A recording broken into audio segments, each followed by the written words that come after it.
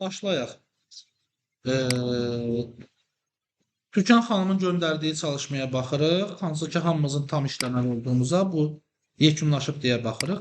Birinci dövrəyə qalx cədvəlindən başlayırıq əməliyyatımızı. Çünki biz bundan öncə eyni əməliyyatda bir dövrü bitirmişdik. Yəni yanvar ayının dövrünü bitirmişdik. Əməliyyat jurnalımız buradadır. Yanvar ayıdır. Yanvar ayının sonuna olan dövrəyə qalx cədvəlimizdir. Biraz balacalaşdırım tam görəsiniz. Bizim bu yanvar ayının sonuna olan qalıqlarımızdır bu hesab nömrələri üzrə. Biz nə etməliydik? Fevral ayının əməliyyatları üçün işləməmişdən öncə dövrün sonuna olan qalığı götürüb fevral ayının əməliyyatları olmamışdan öncə fevral dövründə dövrün əvvəlinə qalıqda yerləşdirməliydik ki, Türkan xanım da bunu yerləşdirib. Bu etməli olduğumuz birinci şey. Bəli.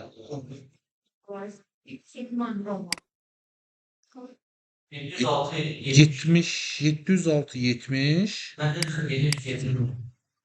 706, 70. Qalığı eynidir. 30 qəpik söhbəti fərq olur burada. Yuvarlaqlaşdırmadan da ola bilər və yaxud da bu şeylərin bölünməsində də burada 693, 30 var. Peki sonu bu cür nəzərə almamısınız? 614. Ben kopyalayıp elədim, əvvələ Hə, eləmək lazımdır yəni. O formatda getməlidir. Ola bilər ki, bu 30 qəpik bir dənə burada var əməliyyat uşaqlar, ondan olsun. Qəpik söhbət edirik. Hə. Yo, ola bilər də mənim kompüterimdən şeyin kompüteri eyni deyil axı. Məsələn, bax hansısa əməliyyatda yuvarlaqlaşdırma nəzər alınmış olur. Hə.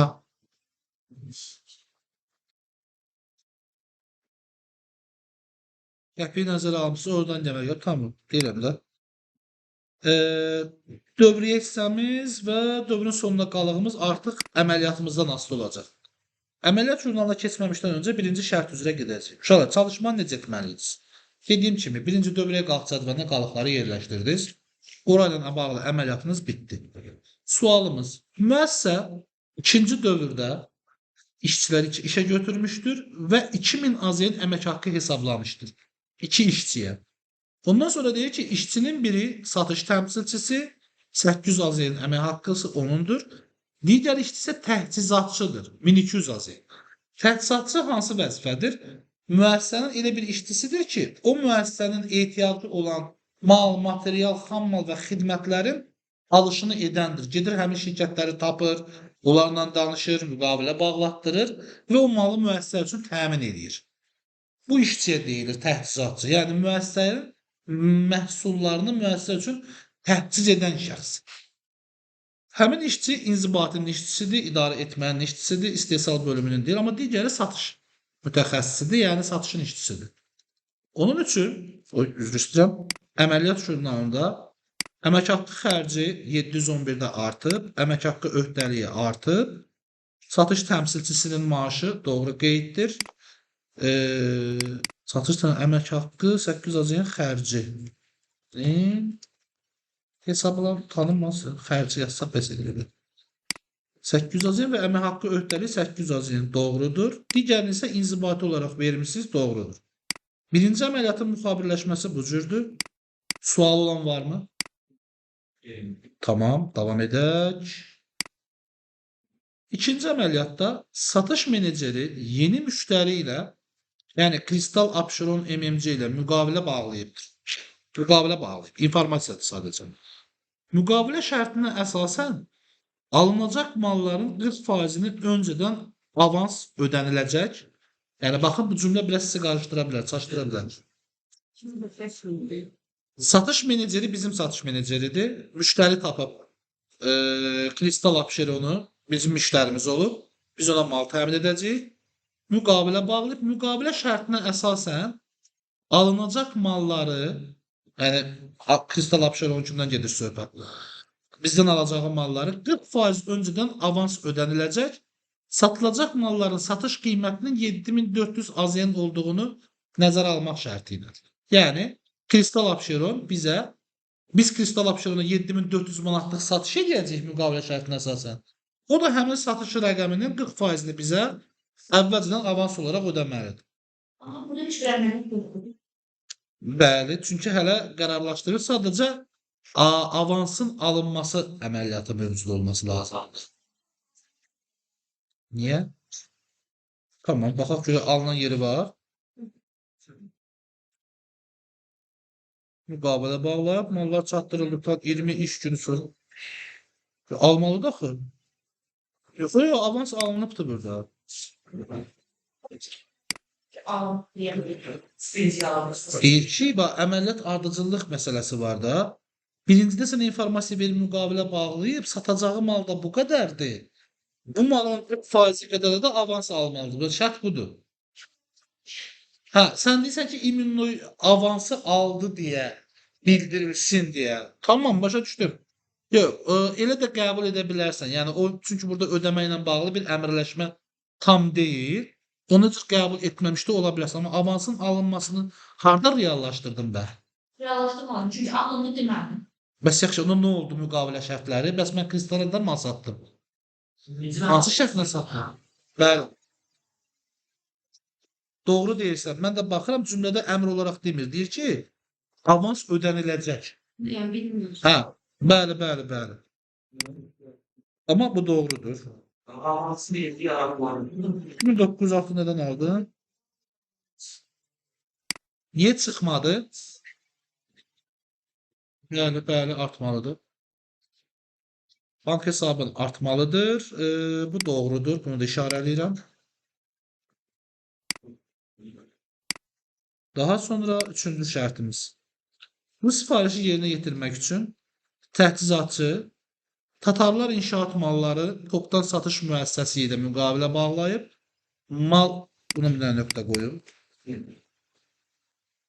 Müqavilə bağlayıb mallar çatdırıldıqdan 20 iş günü sonra ödəmə şərti ilə. Yəni bu artıq biz alacağıq malları satmaq üçün. Tatar inşaatla müqavilə bağlamışıq inşaat malları mağazası ilə. Təchizatçı bizim işçimizdir. Birinci şərtdə işə götürən işçi var idi. 1200 manat maaşını. Və bu işçimizdir. Təchizatçı Tatarlar inşaat malları topdan satış müəssisəsi ilə müqavilə bağlayıb. Biz bunu bizim üçün mal təmin etməlidir. Müqavilə şərtimiz nədir? Mallar çatdırıldıqdan 20 gün sonra biz hələ ödəniş eləyəcəyik. Yəni əvvəlcədən bir ödəmə şərtimiz yox. Nə zaman bəli, borclanacağıq. Əsas məsələ odur. Baxaq, malların dəyəri 3890 artırmışsınız və eyni zamanda öhdəlik də yaranıb. O da doğrudur. Daşınma xərci də var idi orada, düzdür? Sonraki əməliyyatdadır. 166 yük daşıma xidməti ilə 200 AZN daşıma xərci alınmışdır. Alınmış xidmətin dəyəri malın maya dəyərinə daxil edilmişdir. Baxın, nə qeyd etmişsiniz? Hə, baxın uşaqlar, bu əməliyyat əslində necə proses baş verməlidir? 711-531 xərc olaraq almanıza ehtiyac yoxdur. Bu əməliyyata əlavə xərcin daxil edilməsi deyil sistemlər üzərində də. Siz bunu alış etdiyiniz zaman bəli, öhdəliyiniz yaranır. Amma debit də məhsulun özü yaranır. Yəni bu müxabirləşmə burada mövcud olur. Bu əməliyyat isə ümumiyyətən olmur. Və bu formada. Yəni mən birinci malımı alıram, sonra həmin malı öz anbarıma gətirmək üçün daşıma xərci də çəkirəm. Və bu mənim malımın maya dəyərinə daxil olmuş olur. Biz başın üzərinə gəlmişik. Bəli, buyurun.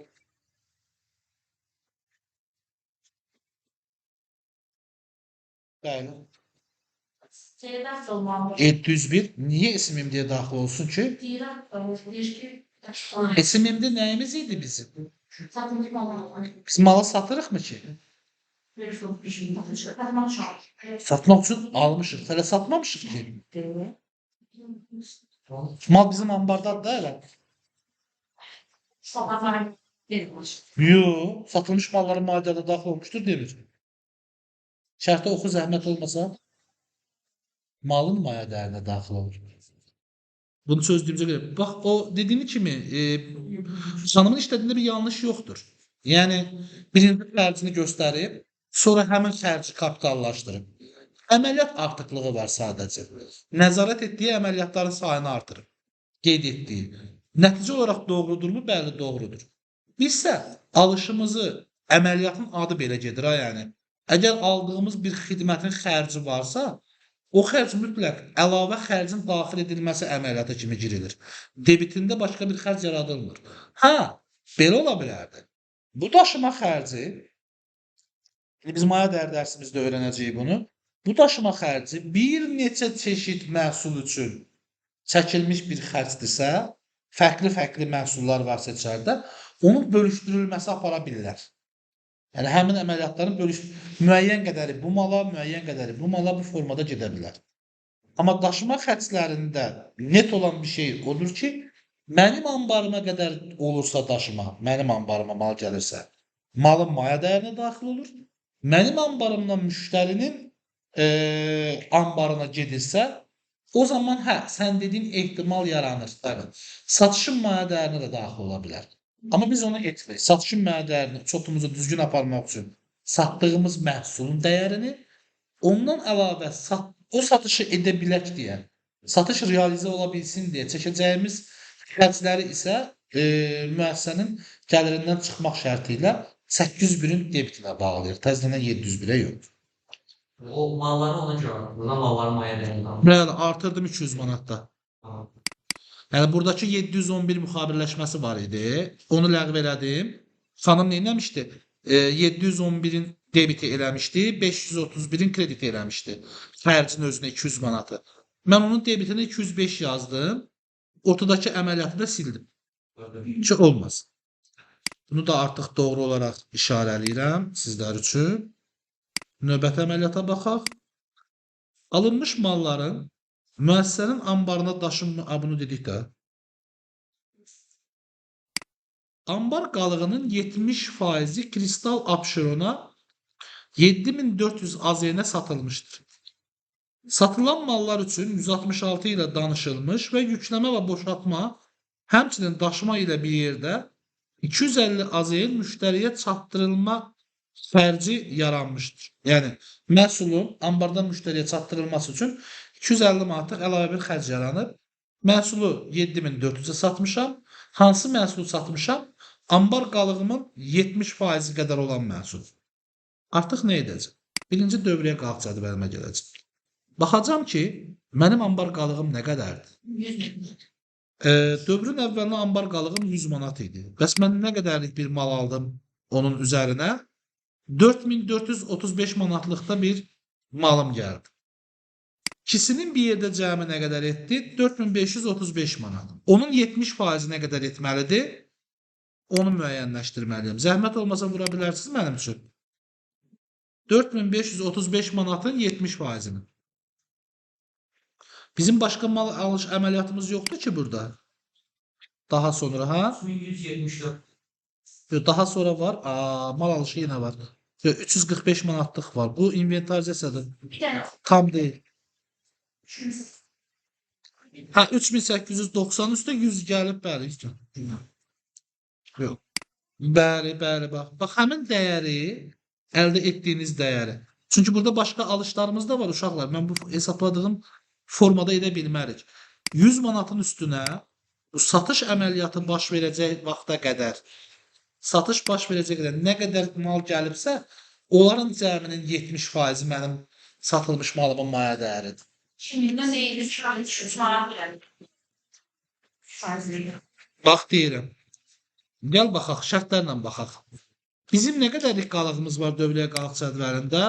100 manat. Düzdürmü? Gəlirəm çalışmamın mövzusuna. Mənim aldığım mallar, nə qədər mal almışam? Hara getdi? Bəli, harada rəqəm tapa bilmirəm. Hə, 3890 manatlıqda mal almışam. Bu aldığım mallara 200 manatlıqda xərc çəkmişəm. 4090 manatlıq mal almışam. 100 manatım da var idi, 4190 manat. 4190-ın 70% nə qədər edəcək? 29 oldu. Tamam, indi gəlirəm əməliyyat jurnalına baxam. Rəqəmi yadda saxlayın.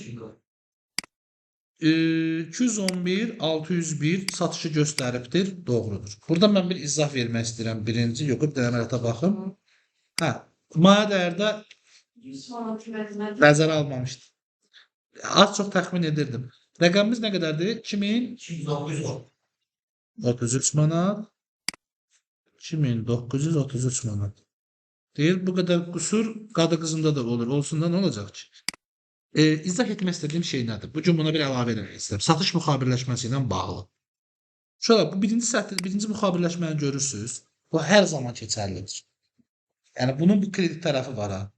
Satış əməliyyatı olduğu zaman hər zaman kreditdə 601 olacaq. Hər zaman. Yəni əgər əsas vəsaitinizi satmırsınızsa, müəssisənin əməliyyatından gedirsiniz. 601 kreditdə olduğu zaman debitdə nələr ola bilər? Hansı hesablar mövcud ola bilər? Yəni satışın nəticəsində nə baş verə bilər? Mənə nağd pul verə bilərlər.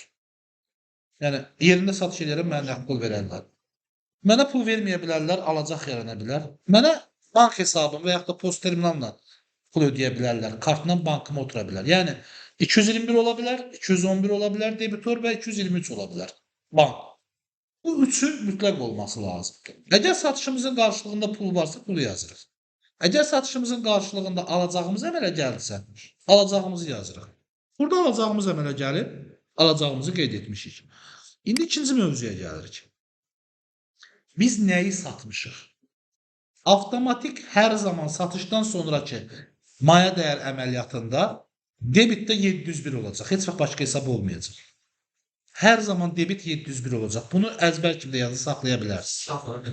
Satışdan sonra, ya əvvəl ya sonra fərqi yoxdur. Satdığınız malın balansdan çıxmasını göstərmək istədiyiniz müxabirləşmə var.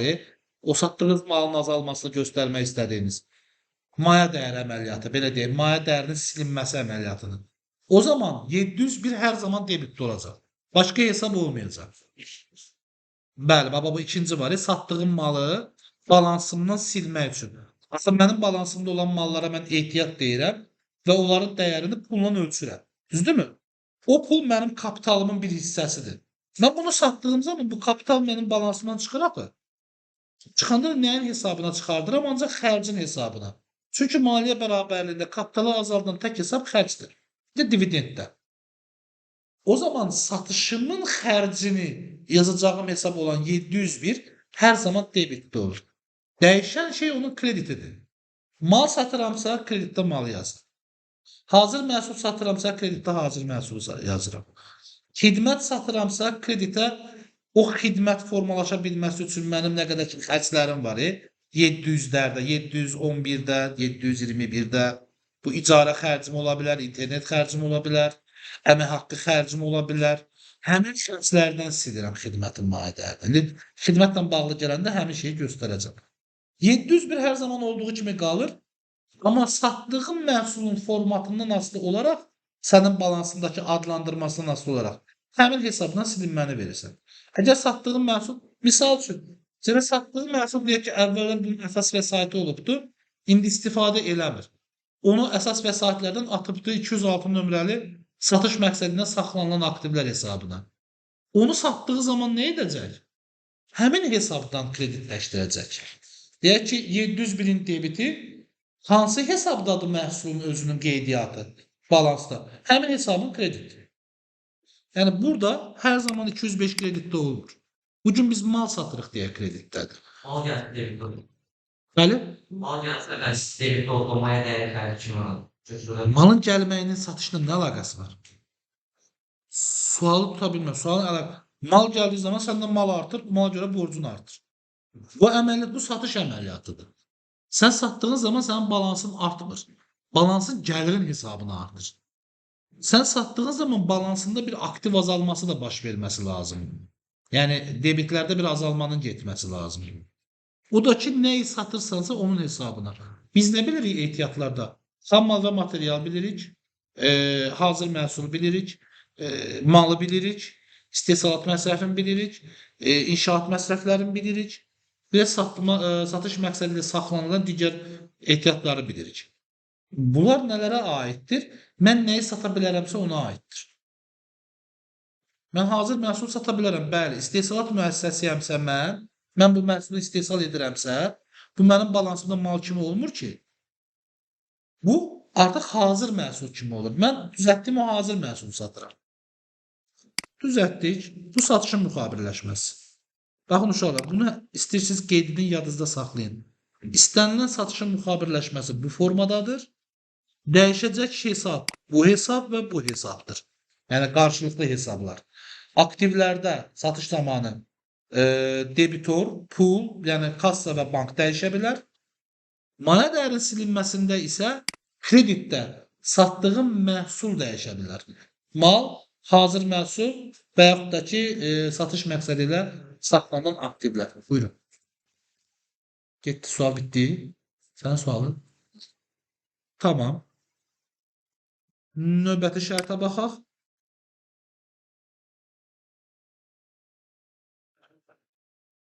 Şey var. Bunun hələ şərtin davamı var axı. 250 manatda bir xərcimiz var. Xərcimizdə fakturanı kimə göndərmişik? Varmı o? Daşıma və yükləmə, boşaltma, həmçinin daşıma ilə bağlı bir yerdə müştəriyə çatdırılma xərci yaranmışdır. Yəni 250 manat mənim üçün yaranıb. Yaratması nəyə? Hə? İndiki hissə ilə və ondan sonraki hissənin şərtlərini biraz qarşılayırıq. Biz başa düşmüşük biz. 250 manat bizdən bir şey daşınmaya üçün. Amma müştərimizdən ona görə 400 manat. Əlbəttə ki, başa düşmüsən. Yəni çox net başa düşmüsən yəni. Sən 200 manatlıq iş gördürmüsən, qarşı tərəfdən 400 manat almısan. Xeyri ola, sən onu fəhləsisən. Onun əvəzində bir iş görsənsə, bir gəlir əldə etmən lazım. Nə yazmışam? Mən diqqətdən qaçırtmışam, amma sən avansı bağlamısan. Təşəkkür edirəm, amma avansın rəqəmi niyə 2960-dır? Biz nə qədər avans almışdıq? Biz 2960 manat avans almışıq, Tamam, aldığımız avansı. Baxın, alınmış avans görürsünüz nə ilə bağlanır? Debitorla. Çünki aldığım avans nəyə xidmət eləyir? Mənim satacağım məhsula. Mən satdığım zaman nə əmələ gələcək? Qarşı tərəfin mənə verəcəyi, mənim də ondan alacağım əmələ gələcək. Bu iki hesabı görürsünüz. 543 ilə 211. Burada yazılan şirkətlərin adları eyni olur. Yəni biz hansı hesabları bir-birinə bağlayırıq bilirsinizmi? 543 alınmış avansda yerləşən, biz avansı kimlə almışdıq? Bu nə idi? Kimə satırdıq biz bunu? Yo, biz kiməsə satırdıq bir dəqiqə. Bəli. Bu da kristal apşerondur. Kristal apşeron deyək buna. Bunun da qarşısındakı kristal apşerondur. Yəni kristal apşeron burada bu hesabımda mənə borcludur. Bu biri hesabımda mən kristala borcluydum. Yəni mən kristala olan borcumu kristalın mənə olan borcu ilə əvəzlədim. Ona görə kristala olan borcunu, mənim ona olan kreditor borcumu debitə, onun mənə olan borcunu isə kreditə yazdım. Yəni mənim onun olan alacağım. Və doğrudur əməliyyat. Bunu da bitişdirək. Bu əməliyyatın adı avansın, yəni alınmış avansın bağlanması əməliyyatıdır. Üzləşmə deyə bilərsiniz, zaymaraşot deyə bilərsiniz. Yəni fərqli formatda işlədə bilərsiniz. Amma avans hesabının bağlanması kimi yadda saxlamanız daha məqsədə uyğundur.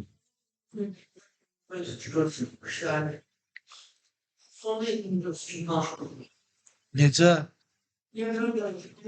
Ardıcılığı düzəlt, belə elə. Yadında da belə qalsın.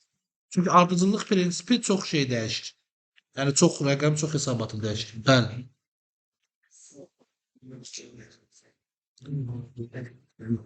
Bəli. Keçən dərsdə də elədi, ondan qabaqda. Mən bir də deyim sənin üçün. Avansı bağlamalı olduğumuzu hardan bilirik? Biz əvvəlcədən bir pul almışıq. Ona görə borclanmışıq. Alınmış avansda. İndi isə mənim satdığım adam da həmin adamdır da, onun mənə daha çox borcu var. Mən niyə o adama borclu qalmalıyam ki? Hansı məntiqlə ona borclu qala bilərəm bu işə görə? Belə deyək də, əgər səndən aldığım pul 2960 manat deyildi, mən sənə 2960 manatdan daha çox iş görmüşəmsə, xeyir ola mənim öz balansımda sənə borcum görünməlidir. O cümlə möhkəmdir. Necə deyirsən? Şu borcundan sil deyirəm. Əla. Ardıcılıqlı şəkildə onu edəndə ona üzləşmə aktı deyilir.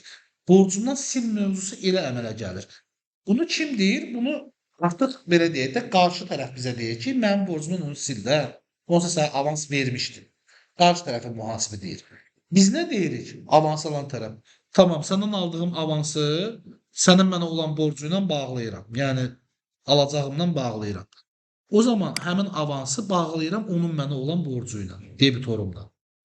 Bu da avtomatik etməm lazımdır. Çünki məndə 543 qala bilməz. Mən satış etdikdən sonra.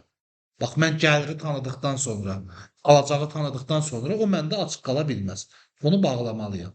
Yəni avans hesabı müvəqqəti hesabdır. Gələcək dövrün xərci hesabı və gəliri hesabı müvəqqəti hesabdır. Necə müvəqqəti? Yəni onlar çox qalıqla davam edən bir şey deyil. Yəni balığın başlama tarixi əgər açılırsa deyək ki, yanvar ayında sən onu martda bağlaman lazımdır ən gecə. Çünki proses orada bitməlidir də. Yəni nə qədər uzada bilərsən bunu? Sənin pulun başqasına niyə istifadədə olsun ki? Bağladıq. Nə göstərmisən? Çatdırılma xərci okeydir. Bir dənə özüm baxım. Tamam, nəqd alır demişəm. Tamam.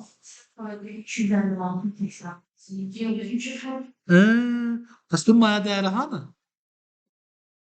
Tamam, qoy başdan gəlim, özüm o da deyərəm.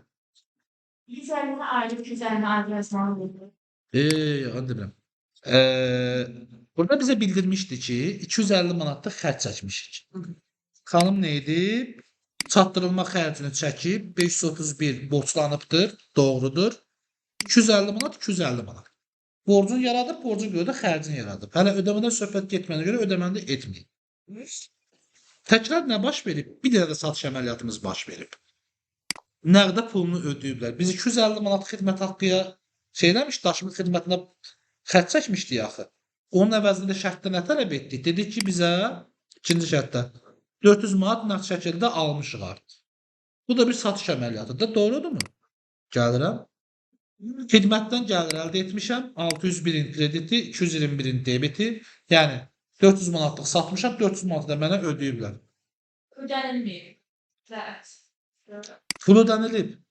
Amma Qarşı ödəməli diyoruz. yox, qarşı tərəfə şərtimiz gələndə ödəyəcəyik də. Şərtin içində var çox güman ki, pulunun bir qisminin ödənilməsi ilə bağlı. Mən onu demirəm. 400 manatlıq satışın maya dəyəri nə qədərdir? 250 manatdır. Bəs indi çox sevindim bunu belə tasarladığıma, özümə də xoşum gəldi. Özümü biraz şımartımda nə olar ki? Arada mənim də haqqımdır. Bu hissəni silim. Hə. Bu birisi satışın maya dəyəri necə elədi uşaqlar? Baxın. SMMD-ni yazdıq, düzdür? Bu da isim değerli. Bəli, SMMD yazacaqsan bunu da. Nə dedik? Dedik, nə satırıqsa satar. Maya dəyərini nəzərə aldığımız zaman SMMD olaraq 101 aşağı yapıştırıp da verilmedi. bəli, yapışdırdıq debitinə problem. Debit də budur. İndi mən axı nə satmışam? Məhsul satmamışam axı. Mal deyil. Hazır mən xidmət satmışam. Bu xidmətimin xərci nədən ibarət edir? Bu xidmətimin dəyəri nədən formalaşdı? Mən də bunu başqasından almışam 250 manat. Başqa bir şeyim yox. Makler kimi ortada ondan almışam və birisində satmışam.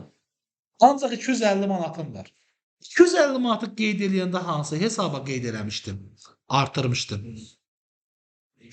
711'i artırmışdı. 531 sənin borcundur. Borcunla bir əməliyyat apara bilməzsən. 711'i sizin xətrinizə kopyalayıram. Gəlirəm. Kreditə. Həmin xərcini etdim mən. Bəli, sildim. Balansında artıq elə bir xərc yoxdur. O xərc formatını dəyişdi, getdi oldu maya dəyər. Yəni birbaşa gəlirdən çıxdı. Gross mənfəətin formalaşmasında iştirak elədi. Şeyden şu an ama cebisinde külden bile yazmış. Səbəb? Borçum.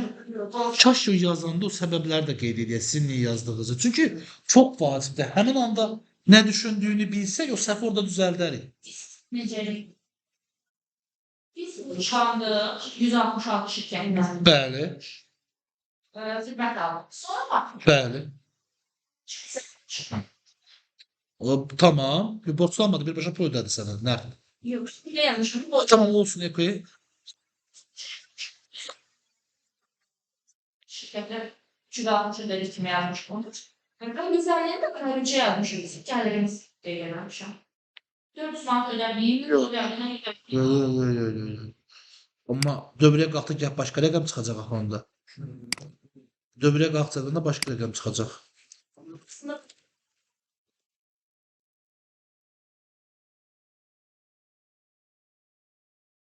Xidmətin maliyyə dəyərinin silinməsi.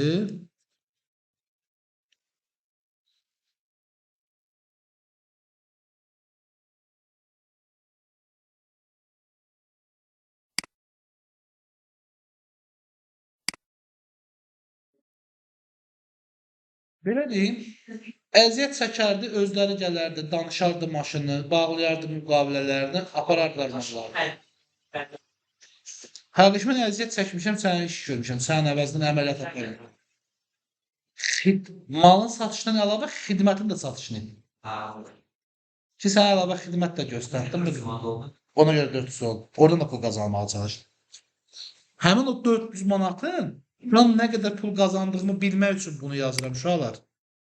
Bu müxabirləşmə var, maliyyə dəyəri müxabirləşməsi.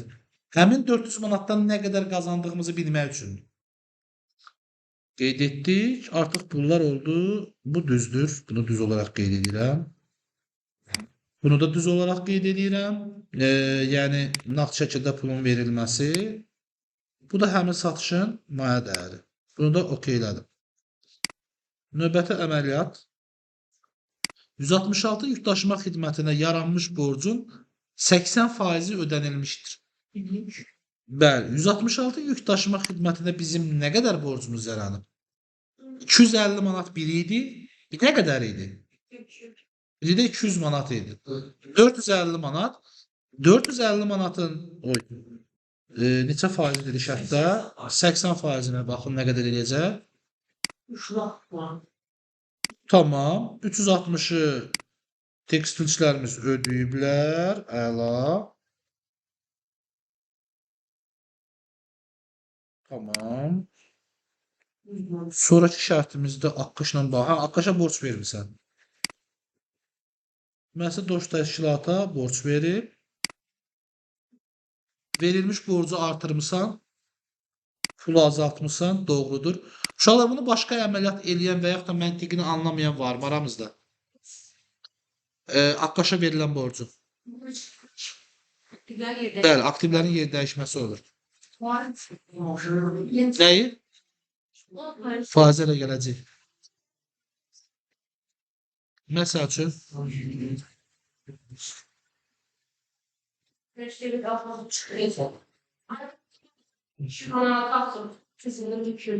Onu yazdığın zaman Səkinə xanım, rəhbər sənə sual verəndə ki, bu ay qazandığımız pullar nədən nə qədər qazanmışıq, nə deyəcəksən? Cəmi dedim, müəllim, bu qazanmışıq da, cəmi 100.000 qazanmışıq da. Acı bildirdi bu 100.000-in, məsələn 20.000-i nədir, 15.000-i nədir, hansı işimizdən 100.000 qazanmışıq? Bilirsiniz bu əlavə əməliyyatlara niyə ehtiyac var? Yəni qeydiyyatı aparmağa nəyə görə ehtiyacımız var? Analiz edə bilək deyə, hesabat hazırlaya bilək deyə. Hansıdır, birincini mi? Bunu mu? Deyim niyə yaza bilmirik. Şərtə baxaq bir dənə bərabər səndən bir yerdə. Oy bu deyil, üzr istəyirəm. Şərt burada. Şərtdə nə deyir? Müəssisənin rəhbəri, bizim müəssisənin dost təşkilat olan Akkaş zavoduna 2000 azayın borc verib deyir. Sən borc verən bir şəxs olduğun halda Akkaşın mühasibisən. Bir tərəfdə pulunu azaltdın kreditdə. Debitə öhdəliyi, nəyin öhdəliyi olaraq yazacaqsan? Nə deyib yazacaqsın ora? Yəni, öhdəlik sənin borclarında da. Sən pul verirsən, bir də sənin borclarının debitinə. O necə olacaq? Bu, o birisinin öhdəliyidir. Sənin deyil ki, o səndən borc alır. Borcu sən almırsan, borcu sən verirsən. Sən verdiyinə görə sən alacağın əmələ gəlir. Yəni, bir aktiv əmələ gəlir başqa. Ona görə biz onu aktivlərin qeyd edirik, bəli. Şərtin davamında baxaq görək yaranırmı? Faiz əməliyyatı necə ola bilir? Deyir, borc vermişdir illik 10%-lə. Burada bəli, faiz gəliri yarana bilir. Ağır edin. Devam edək. illik 10% deyir. Yəni mənim 1 il ərzində pulum bu deməkdir. Mənim 1 il ərzində verdiyim bu borc Akkaş şirkətində qalsa, mənə pulu qaytaranda 2200 manat olaraq qaytarmalıdır. Yəni mənim pulum 1 il, yəni 12 ay Akkaşda qalsa, Akkaş mənə 2200 olaraq onu geri qaytarmalıdır. Bu deməkdir ki, mən 2000 çıxartdım müəssisədən. Amma qaydanda 2200 qayıtma ehtimalı yarandığına görə mənim burada deməli bir əlavə gəlir əldə etmə mənbəyim var. Yəni gəlirim burada ata bilər. Bəli. Bu da mənim fəaliyyətimə aid olmadığı üçün faiz gəlirlərim oldu və onun üçün də bir hesab var 631. Gəlirimi artıranda ora qeyd elədim. Amma eyni zamanda mənim bu faizə görə alacağım da əmələ gəlməlidir. Nə deyir? Ayın sonunda deyir, Akkaş MMC faiz borcunu tam məbləğində, əsas borcunun isə 50%-ni geri ödəmişdir.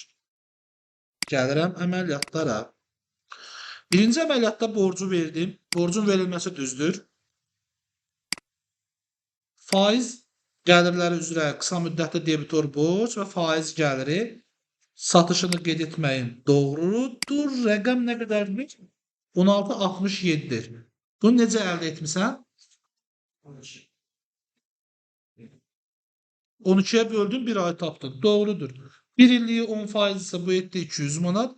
200 manatı da 12 aya bölüp tapır ki bir aya ne kadar edir? Pervin benden soruştu. Niye öyle soruştu?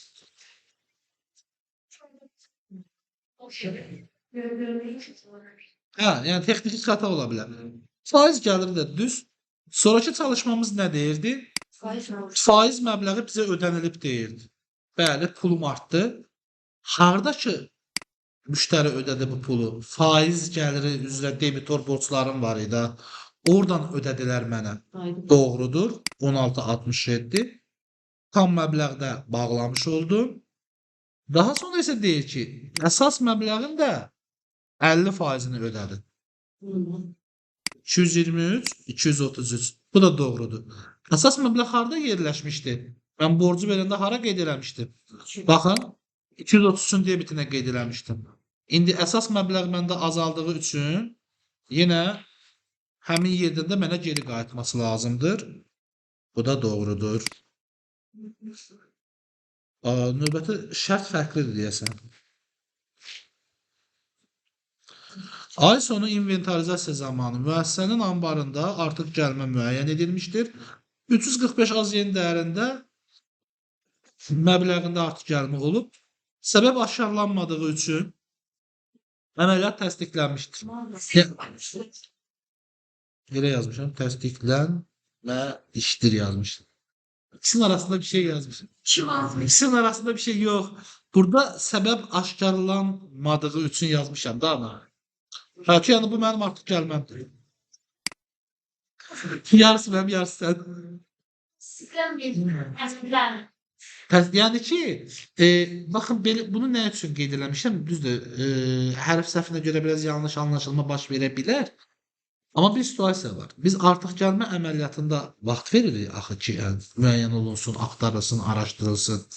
Bu nə üçündür deyə. Amma o araşdırma müddətində biz bunu təsdiq etsək ki, əgər axtarmağa ehtiyac yoxdur, mal artıq gəlibdir, artıq gəlibdir. Yəni əməliyyat sayı ortaya çıxanda nəzərə alarıq. Deyərəkdən malımı artırıram, onu da gəlirim kimi tanıyıram. Bu bir formatdır. İkinci format nə olur inventarizasiya nəticəsində? Malı artırırsan deməkdir, belə deyək, malın maya dəyərini azaldırsan, dəyərini azaldırsan. Bir tərəfdən gəlir, bir tərəfdən malın dəyərini. Çünki sən artıq tapdığın şey malın sayını artırır. Malın sayını artırdığın zamansa orada yerləşmiş dəyərini aşağı salırsan. Maya dəyəri öldürürsən. O tətbiq biraz qəliz tətbiqdir. Nə bilim, restoran sistemlərində falan istifadə olunur. Məhsulun dəyərini aşağı salmaqla mənfəət əldə etmək. Biz isə onu ayrıca gəlir əməliyyatını aparmağı seçirik. 345 manatı qəbul edirik ki, artıq gəlməmiz var, malımız artıb və bu artıq gəlmədən biz gəlir əldə etmişik. Sonra nə var? 611'e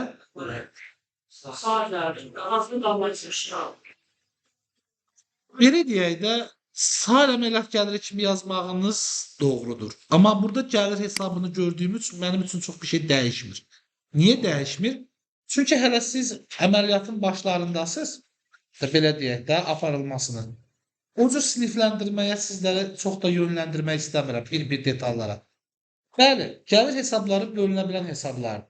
Biz 601-də yalnız və yalnız müəssisənin fəaliyyətindən əldə etdiyi gəlirlərin çoxunu aparırıq. 611-də isə müəssisə fəaliyyətinə aid olmayan, bax bunun indiki kimi inventarizasiyadan əmələ gələn gəlirləri və yaxud da digər müəssisənin ofis belə deyək də avadanlıqlarını, əsas vəsaitlərini, torpaq tikili avadanlıqlarını satdığımız zamanki gəlirləri qeyd edirik. Faizlə bağlı gəlirlərimizi, fövqəladə hallarla bağlı gəlirlərimizi ayrı hesabda aparırıq və yaxud da onların sub hesabında. Bu çeşidləmələri hesablar üzrə gedə bilərsiniz. Mənim üçün əsas olan şey burada 601-in olmasıdır. Amma hə, məsəl üçün bu tipli çalışmalarda 5-6 dənə işləyəndən sonra inşallah orada diqqətli olmağınız vacibdir və məcburdur. Elə də olmalıdır, sağ gəlir olmalıdır. Sonraki şərtimiz nədir? Bunu etdik. Neçə əməliyyatım var? Bəli, müəssisə icarəyə ofis üçün mən də qəribə cümlələr yazmışam. Uşaqlar üzülür sənə həqiqətən. Ümid edirəm başa düşmüsünüz. Müəssisə icarəyə ofis götürübdür, müqavilə bağlayıbdır. Dəyəri 400 AZN-dir. Öncədən aylıq olaraq 402 aylıq ödənişi edilibdir. Yox da. Mən özüm oxumağa çətinlik çəkirdim. Cümləni düzəldə bilərəm. Müəssisə Her şeyin üçüncü yılda olacağını da bilirsin. Nefes götürüyor. Şöyle bir tane şey yap.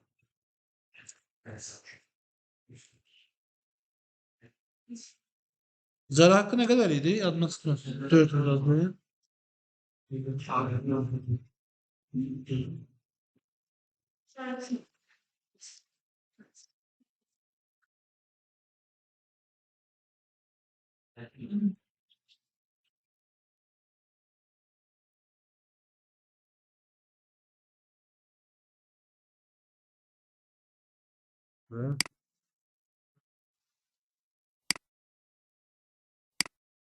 Belə.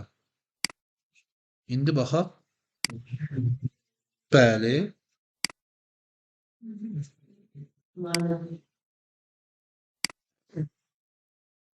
Hə. Bu əməliyyata fərqli işləyən varmı?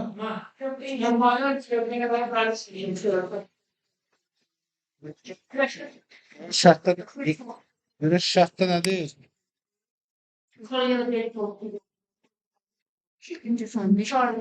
Elə dövrün bağlanmağına gəlmirəm. Bir dənə baxaq.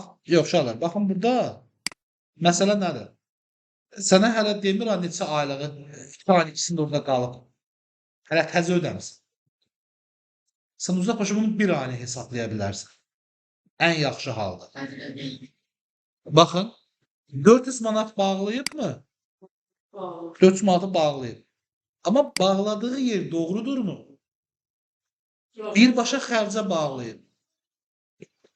Biz, baxın, gələcək dövrün xərcində birinə əlavə bir anlayış da var da. Biz dedik ki, bu xidmətlə bağlıdır. Bir də tam ödəmədir. Yəni, məbləğ tamdır, qarşısı açıq deyil, ola bilər, arta, azalma deyə bir şey yoxdur. Fiksdir. Yəni, mən 2 lirə 400 manat ödəmişəm, 800 manat. Hər ay 400 manat. Mən bu ay istifadə edirəmsə, deməli, mənim bu aya xərcim də yaranmalıdır, borcum da yaranmalıdır. Və sən mənim borcuma bağlaya bilirsən də bu əməliyyatı. Buna səhv demirəm. Amma bu bir aylıq hesablanıla bilən xərc olduğuna görə sizin öhdəliklərdə icarə öhdəliklərinin qalığını müəyyənləşdirmək üçün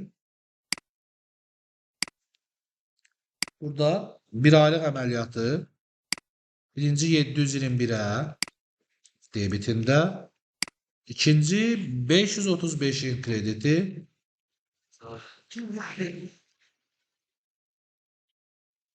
bəli, nə qədər olacaq bu? 400 manat, bir ayınki və xərc də olacaq 400 manat. İndi isə sizin etdiyiniz əməliyyat, bəli, icarə öhdəliyinin debiti və gələcək dövrün xərcinin krediti 400 manat. Bu əməliyyatda artıq daha doğru olur. Və mən icarəyə görə borclar tərəfinə baxanda, yəni öhdəliklərimin də siyasətini çıxardım, araşdıranda, analiz edəndə icarə ilə bağlı da əməliyyatlarımı orada görə biləcəm. Sizin əvvəl qeyd etdiyiniz əməliyyatlarda mənim onu görəcək bir dənə yerdə şansım var idi. Daha doğrusu iki yerdə. Bir, gələcək dövrün xərcini izlədiyim zaman ki, burada pul haralara gedib. İkincisi də xərclərin çoxunu apardığım zaman. Orada görə bilərdim. Amma öhdəlik tərəfində heç görməyəcəkdim. Olmayacaqdı elə bir şey. Daha sonra dövrü bağlamağa gəlmişsən. Bunun üçün dövrü bağlamağa keçməmişdən öncə biraz fasilə verəcəyik.